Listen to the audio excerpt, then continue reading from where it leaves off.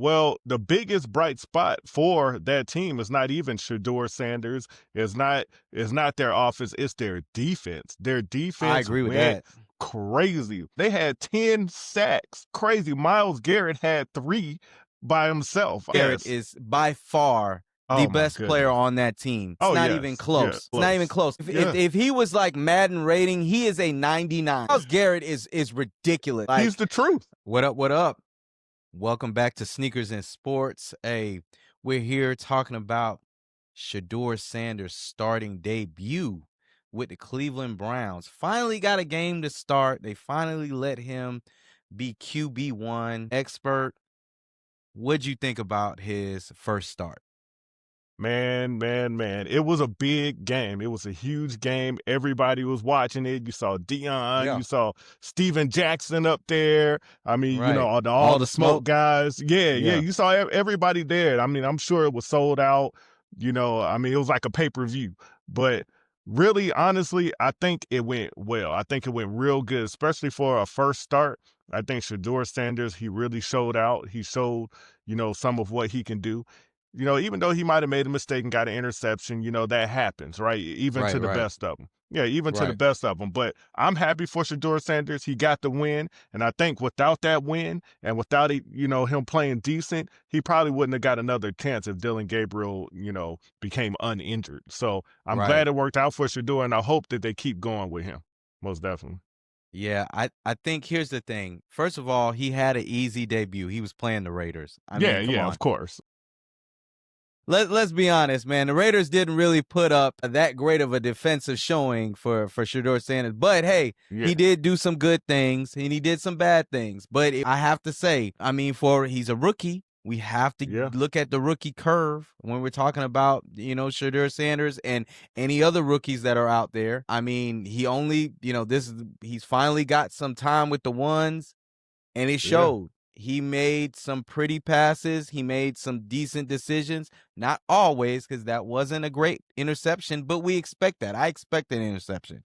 He didn't, go out there and it just was nothing to work with. I definitely think this was something to work with. His touchdown, the bomb that he threw, that was a really nice throw. So I have to give him props for that. I thought he looked comfortable in the pocket. He had good composure. Mm-hmm. He did lean on his run game, but that was offensive, game plan. I mean, Quinshon Judkins was clearly the star of the show. But hey, Raiders couldn't stop it. So why are you gonna, if they can't stop the run, why are you gonna, force the pass? Right, exactly. So I mean, good day for him. Not great day, but it definitely, we need to see more. Let me put it like that. Yeah. Well, I think it was a great day because it's going to give him another chance. It's going to give him another opportunity. And he showed that he has potential. Even though it wasn't, I agree with that. I mean, it may not have been the greatest performance in the world, but it shows he has potential. And if you look at the teams, I know you spoke about the Raiders not being a very good team, and they're not, but neither are the Cleveland Browns. And if you look at it, it was kind of a even match. I mean, if you look at as far as yardage, the yardage was closely the same. I mean, the Raiders actually had more first downs. They had 19 compared to 11 for the Browns. So, I mean, the Browns really beat them because they were able to get more big plays in. Shedeur was able to throw a 66-yard pass to Dylan Sampson. Was TD pass. the pretty pass, yeah. Exactly. Then you had a deep 52-yard to Isaiah Bond. I mean, you had different things happen. So they were able to get that, and they were able to convert in the red zone. I believe they were like 2 or 3 in the red zone. So that kind of stuff is what put them over the top. So, I mean, they were even squads, and Shedeur was able to, bring them up top. And I just hope it keeps going for him, man. I hope it keeps going. I do. But, I mean, let's be honest. 11 for 20, 209, one touchdown, one interception. I mean, you're not blowing people away with these numbers. So I say it's a good start. Like I said, it was his first, rookie debut. So it's not bad for your first debut. I'm just being honest. But, I can't say he's Tom Brady now. He's, I can't, No, I can't, of course not. I'm not saying that. Like, I can't, let's not go on the hype here. Okay. He had a good showing. The bright lights weren't too big for him. I think he was ready for it. He was prepared for it. I mean, he was ready for the moment. I didn't see that the moment was too big for him because he knew this was his shot because, I mean, look, everything he went through with the draft and the whole thing this year of being third string and all that craziness. And now you finally got your chance. I mean, hey, and it is what it is. He got the W at the end of the day. That's what's really important. Well, the biggest bright spot for that team is not even Shedeur Sanders. It's not their offense. It's their defense. Their defense. I agree with that. Crazy. Yeah, they had 10 sacks. Crazy. Myles Garrett had 3 by himself. I mean, it's clear. Myles Garrett is by far the best player on that team. Like, it's not even close. Not even like close. It's not even close. Like, if he was like Madden rating, he is a 99. Like, I can see it. He is a 99 rating. Like, Myles Garrett is ridiculous. He's the truth. Yeah, he is the truth. Like, I mean, when we're talking about the elite of the, what I'm saying, pass rushers, he is up there. Okay. And I mean, who's better than Myles Garrett in the game today? Nobody that I could think of. Nobody that I could think of. Yeah. Myles Garrett is the truth. Yeah, and I mean, if you look at Geno Smith, I mean, he was actually doing all right. He was doing well. I mean, his passing, he was completing his passes. He was just getting sacked so much. That defense was just coming at him. That defense was relentless. Yeah, and I just think, I mean, that rush, if against any team, I mean, if you have a decent, stable offense, which Cleveland usually doesn't have, but if they had a decent, stable offense and their defense was playing like this every game, they would be a playoff team. They're just a stable offense away from being a playoff team. I mean, this team, their defense was incredible. Yes.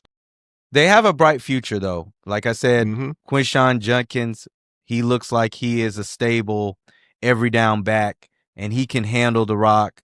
He can take a lot of the responsibility regarding that, and that kind of gives a little, not so much pressure off of Shedeur Sanders. Okay. I do think they need to focus on the O-line. I don't know if Kevin Stefanski is going to make it after this season. We'll see. I mean, I'm not super into the Browns like that. Yeah. I mean, after a couple of years, it is what it is. Like, I mean, you got to see what's up with, I don't know. I think so. They got some questions regarding in the offseason, but you don't want to waste the talent of Myles Garrett. You need to do something with that. Yeah.